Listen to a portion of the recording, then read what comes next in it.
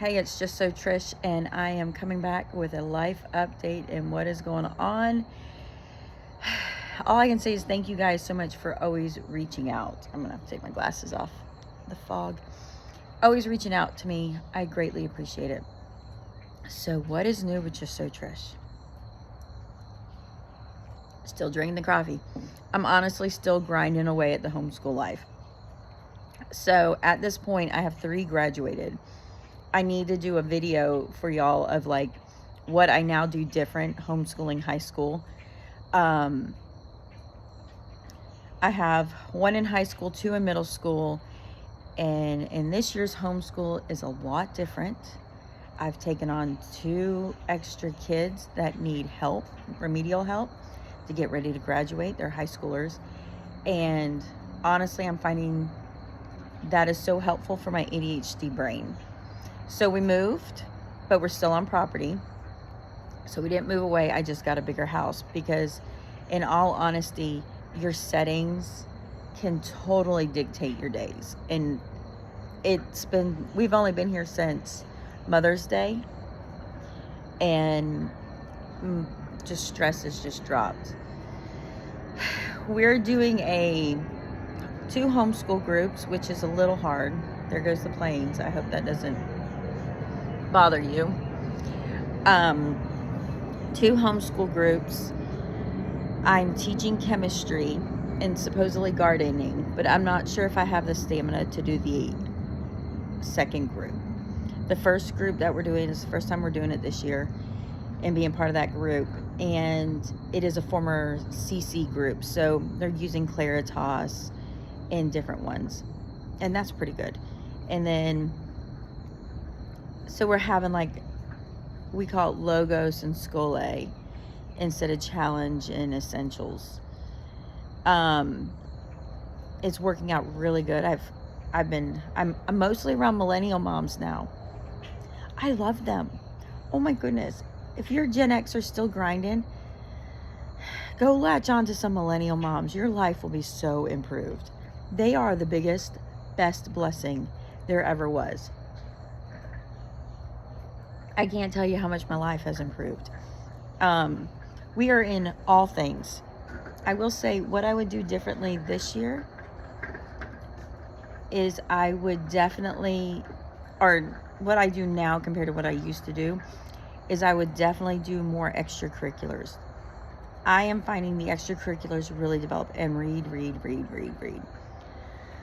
So with that, based on the community group we're doing Latin, we're doing and I'll do a whole video on that. I will try to get back making videos. But one of the main things I'm using is The Good and the Beautiful for language arts and math for my middle schoolers. And then I'm using Master Books, Khan Academy for my high schoolers. And a lot of iExcel. If you have not, I could do a video on iExcel and how to use that without burning out, because I'm the queen of burnout.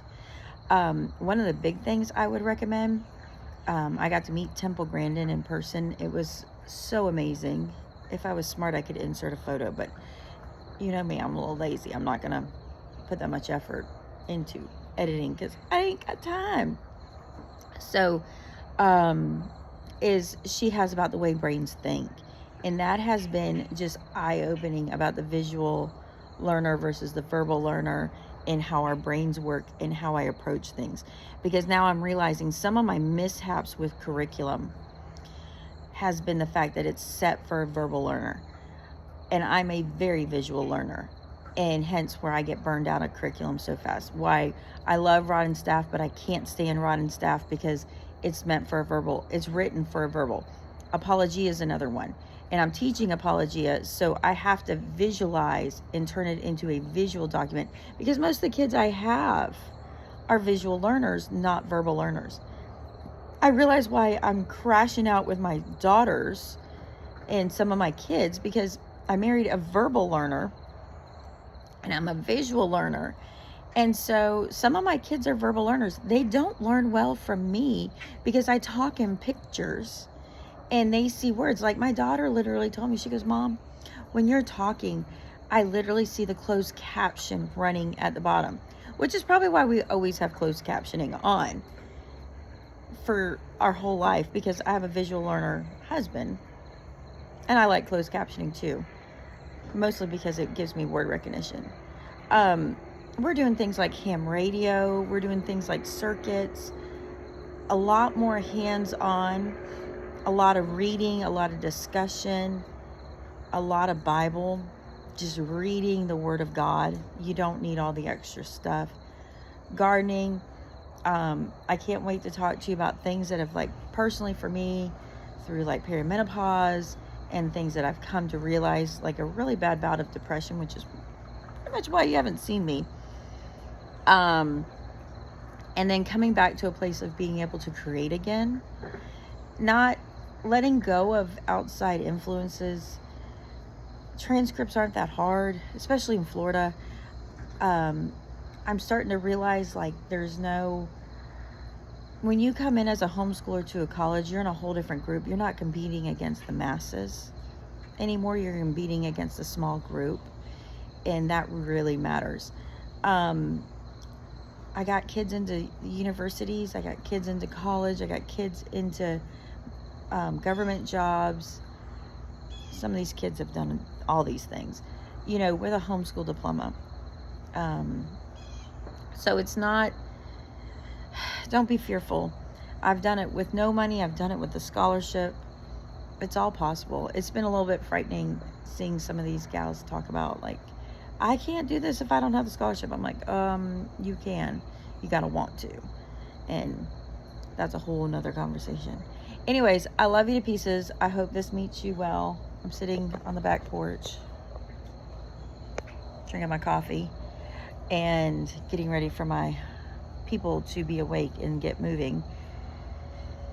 And I'm glad to be in touch with you again. Thank you again for reaching out. If you made it this far, I love y'all so very much. And I will be reconnecting, and we can maybe get some of these mama coffee chats back going and get some prayer time together, because I miss you all. I miss the slow videos. Oh, I miss the slow videos. They're so quick anymore. I will see you soon. Let me know how you're doing. Are you still in the grind? I miss you all dearly. Love you. Peace out.